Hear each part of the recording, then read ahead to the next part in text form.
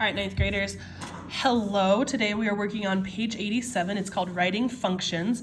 It should be in your packet. And we are going to tie together what we did in our sequences unit, which was our last unit, with our linear versus exponential unit. So I'm going to start reminding you what the formula was for an arithmetic explicit equation.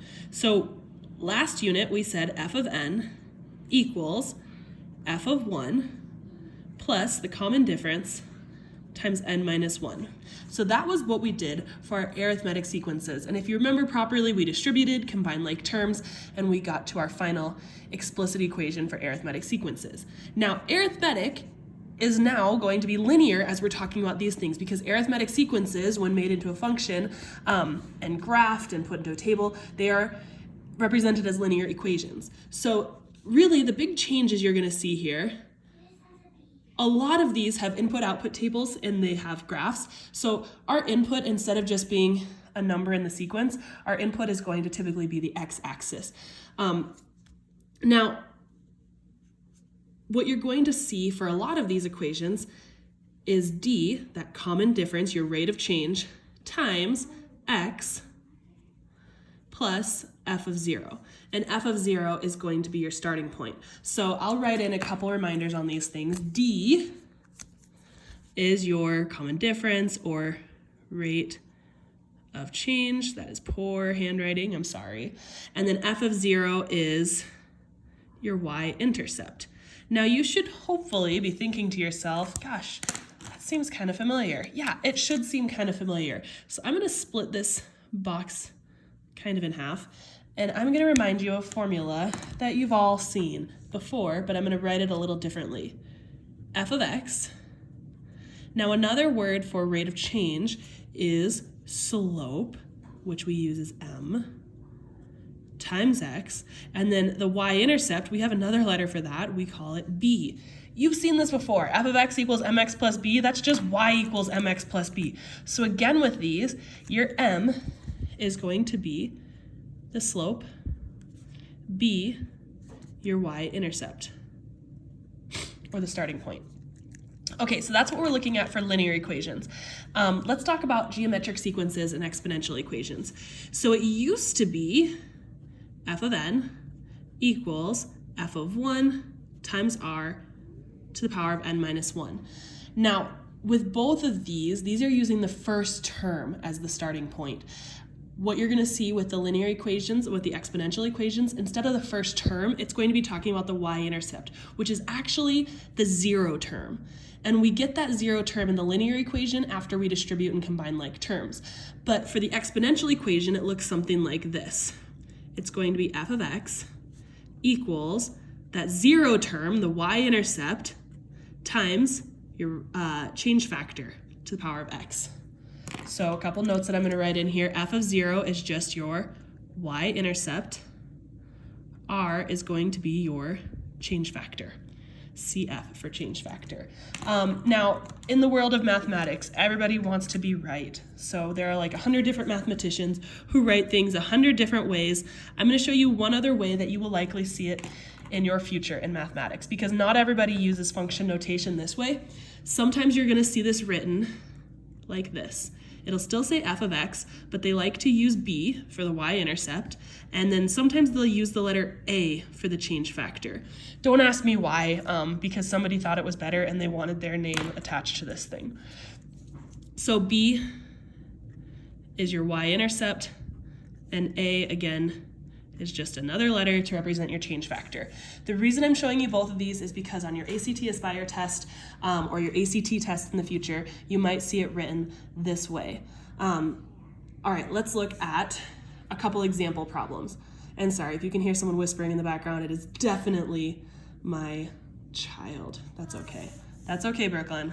All right, so now we're gonna look at this first graph. But before we can fill in these graphs, and tables and problems on the bottom, I'm going to write down a couple things that we need to know. So over here in the question/notes, I want you to write, we need to know. There are always two things that you need to figure out before you can write your equation on any problem. You need to know where it starts. Now, on these problems, that is going to be the y-intercept.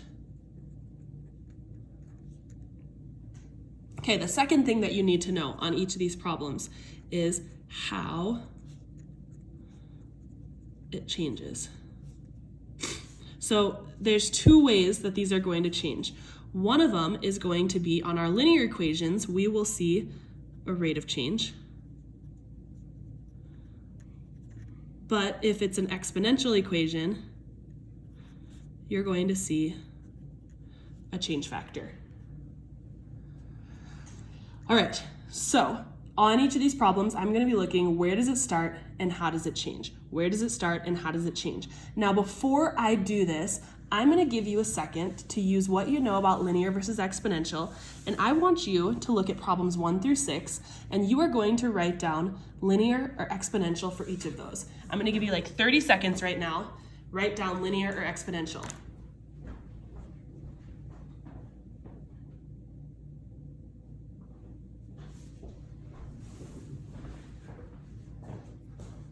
All right, let's see how you did on those. On number 1, you can see that that's a curved graph.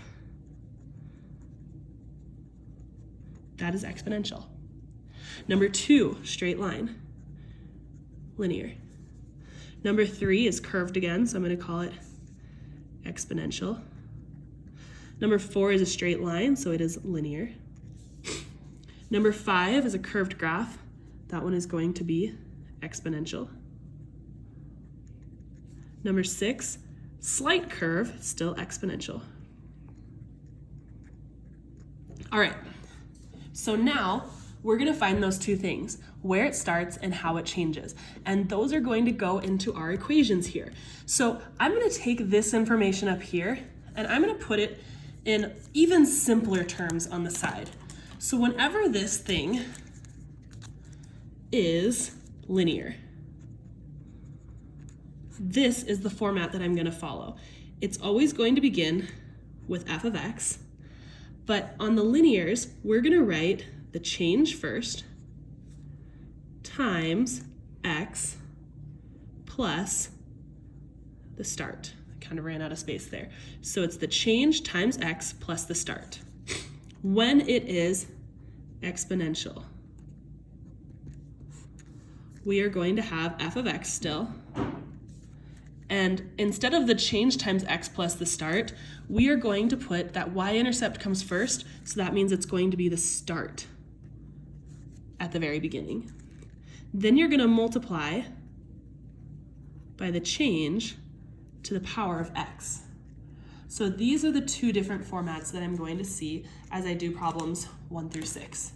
Okay, on problem number 1. I can see that the start, the y-intercept, is at positive 1. Okay, so I know this thing is going to begin f of x equals, and since it's exponential, I've got to put that start at the very beginning, 1 times. Okay, then I look at how it's changing. Now your change factor has to be occurring on the right side. I've got to see what's multiplying toward the right. So if I've got a dot here, my next good dot looks to be at about 5. So how do I go from 1 to 5 with multiplication? That's an easy question. You multiply by 5. That's my change factor. Your change factor is always multiplied to the right. So I've got 1 times 5 to the power of x. Now if you're wondering to yourself, oh my gosh, do I have to put it in parentheses? Technically no, but it doesn't hurt to put these things in parentheses. Had it been a fraction, then yes, it is required to be in parentheses. Here's another question. Should I leave the 1 times in front? Absolutely not. You can definitely reduce this thing and just write f of x equals 5 to the power of x. So I'm just showing you that since it's just 5, I don't technically have to put it in parentheses. All right, let's look at number 2.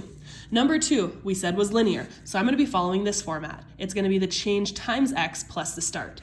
So the change on a linear equation is going to be the slope. That means this thing is going down 1 space to the right 1 space. So my slope, m equals negative 1 over 1. So my change is -1. So I'm going to start by saying f of x equals my change, which was -1, times x, and then I have to add on where it starts. This one starts at +1, so +1. Yes, I could have simplified that and just made it -x + 1, but I don't want to waste the ink, so I'm just gonna leave it that way. Okay, let's look at problem number 3. Number 3 we said was exponential, so I'm following this format. I'm gonna do f of x equals the start times the change factor to the power of x. So looking here, the start, oh boy, that's hard to see. 1, 2, 3, 4, 5. All right, so it's 5 spaces up for the start. So I'm gonna begin by saying f of x equals 5 for my starting value.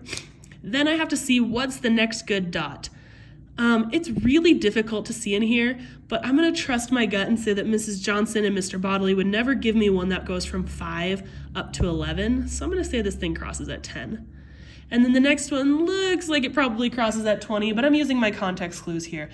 This is a good pattern, 5 to 10 to 20. What do you multiply to go from 5 to 10 to 20? You should be thinking 2.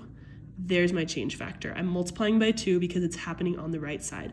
So 2 to the power of x. This is one of those ones where you would typically see parentheses so that you're not mistaking the 5 and the 2 for a 52 or 5.2. So f of x equals 5 times 2 to the power of x. All right, let's look at number 4. I'm actually going to give you a second. I want you to pause the screen and I want you to try 4, 5, and 6 before I go over them right now. So I'm going to trust that you push pause and try those 3. Go.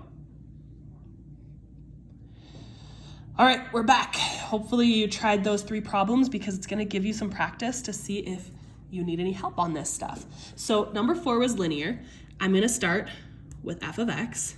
And since it's linear, I'm going to do the change times x plus where it starts. So my change here, if I find the slope, it's going down a space to the right 3 spaces. So m equals -1/3. So I've got -1/3 x. And then where does this start? Miss Johnson, there's nowhere for it to start. That's silly. Of course there's somewhere for it to start. This is a 1. So let's just figure out where it would have been. We're following the pattern down 1 to the right 3, which means to get back a dot, I need to go up 1 to the left 3. Now, 9th graders, I'm not the best artist in the world, but that would be at 0, 2. So this thing starts 2 spaces up. And I just kind of did that visually. If you really didn't have it, you could always use your slope and the ordered pair 3, 1. And you can use y equals mx plus b, where you plug in 1 for y, -1/3 for m, and 3 for x. And then you could solve for b. It would give you the same answer. If you're thinking, what the heck is she talking about right now? Then maybe you're the kind of person who would just like to draw in the rest of the picture on this problem. Okay, let's look at problem number 5. On problem 5, it is exponential. So I need to find 2 things, where it starts and how it changes. So I'll begin with f of x, and this one seems like it starts at +3. So I've got 3, and I have to figure out what it's multiplying by. Now, this right side is difficult to see. Sure, I could guess that that's at 1.5, but guessing is not always a great idea in math, because we don't typically guess in math. You get judged if you do that. So this is at 3. The other side is easier to see. It goes from 3 to 6, and then the next one, 7, 8, 9, 10, 11, 12 is what it looks like. So how do I go from 3 to 6 to 12? What is being multiplied on the left side here? Hopefully you're thinking 2. Now, before you jump your gun and circle that 2 and write times 2 to the power of x, that is wrong because your change factor doesn't occur on the left. Your change factor is whatever's being multiplied on the right. So if I'm multiplying by 2 on the left, I'm going to turn that into a fraction and flip it upside down. That means I'm actually multiplying by 1/2 on the right. That's my change factor, 1/2 to the power of x. Okay, let's look at the next one. The next one, again, let's see how this thing is changing. I don't love guessing, so I'm going to put a dot here at 1. and I'm going to put a dot here at 2. I can figure out the change factor just by looking at this. That's multiplying by 2, which means on the other side, I can flip that, and it's multiplying by 1/2. Now it's no longer a guess, because to go from 2 to 1, I multiply by 1/2, and then from 1 to this mystery dot, I multiply by 1/2, and that means it's actually 1/2, because 1/2 of 1 equals 1/2. So this dot right here is 0, 1/2. So my starting point, f of x, equals 1/2 for the start times 2 to the power of x for the change factor. All right, make sure if you had questions on those, you wrote down your questions so that you can ask them later. I'm going to talk about problems 7, 8, 9, and 10. On problem 7, it says write a function to represent the information in the table. So I'm going to start by figuring out what is happening here. How do I go from -4 to -11 to -18 to -25? You should be thinking to yourself, it's a common difference. I'm adding a -7 or I'm subtracting 7, however you want to see it. But before you call that your change, you've also got to check the top part. Since this is adding 1, that means that I really do know that it's changing by -7 every 1. If it had been -7 every 2, then I would have to divide that to get my rate of change. So let's talk about our, well, I guess I should say, first of all, since this is a common difference, it's going to be linear. So I'm following this format. It's going to be f of x equals my change, which was -7 every time. Then I have to figure out where it started. So if I have 2 here, I need to go back to 1 and then back to 0. So I've got 1, I've got 0. If I extend this table a little bit, this is poor handwriting, I have to do the opposite of subtracting 7. That means to go this way, I'm adding 7 to -4, which puts this at 3. And then if I add 7 again, we've got 10. So there's my starting point, 0, 10. So that means I can add on 10 on the end there. Okay, let's look at this one. This one is dropping very quickly. It looks very exponential. The top part is changing by 1, which is a good thing. That doesn't mean it's linear. It just means that it's not skipping a space in between. The bottom part, though, you might be tempted to say it divides. Yes, it does technically divide, but we don't talk about division. We talk about multiplying by a scale factor. This one is multiplying by 1/4. So let me write my equation for that. It's going to be f of x equals, and I need the start first. Well, the start's not going to be to the left because 0 is not further to the left than -5.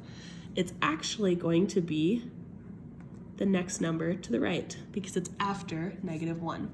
So if I take 12 and multiply by 1/4, what is 12 times 1/4? Well, 3. So my start is 3 times 1/4 of the change to the power of x. All right, I know this is getting long. We've only got 2 more questions left. These 2 questions, a lot of people look at this and say, it's a typo. Those are exactly the same. They are not exactly the same. Number 9 says, write a linear function. Number 10 says, write an exponential function. They are passing through the same points, but when you only have 2 points, it could give you either a line or a curve. You don't actually know unless I tell you one or the other. So let's start. I'm actually going to do this with a table. I'm going to give you x and y. And in my table, I'm going to put these numbers, 1, 5, and 2, 15. But I know that I'm going to want my starting value in this table. I know I'm going to want the number 0, so I think about where 0 would compare to these x values, 1 and 2. 0 is going to be in front of them. And then I'll have my x value of 1, and it has an output of 5. And I have my x value of 2, which has an output of 15. All right, now I know this thing is linear because the words above it say linear function. So if it's linear, I'm adding something to get from 5 to 15. I'm adding 10. And up here, I'm adding 1, so that's good. So if I'm adding 10 there to go backwards, I've got to subtract 10. And that means this is going to begin at -5. So I've got my start and I've got my change. I can write my equation. My equation for this linear equation is going to be f of x equals the change, which was positive 10, times x, plus the start, which was -5. There's my equation. All right, I'm gonna do the same thing on number 10, except it's going to be an exponential function. So on number 10, I'll have x, I'll have y, and remember my x value is 1, my y value is 5, but I wanna leave space for my unknown 0. Then I'll have 1 and 5, then I'll have 2 and 15. Here's how this problem is different from the last one. On the last problem, it was linear, so I had to find an adding pattern. Now it's exponential. I'm gonna find a multiplying pattern. I'm multiplying by 3 every 1. So what would have to go in the space before that when I multiply it by 3, I get 5? Now, if you have no idea, well, take the 5 and do the opposite of multiplying by 3. Take the 5 and divide by 3. I'm gonna leave this in fraction form. It's 5/3. So my start is 5/3. So I'm gonna have f of x equals 5/3 as the start times my change factor, 3 to the power of x. All right, that was a ton of information for you today. I hope you're able to keep up and follow along, and let me or Mr. Bodley know if you have any questions. All right, bye, ninth graders.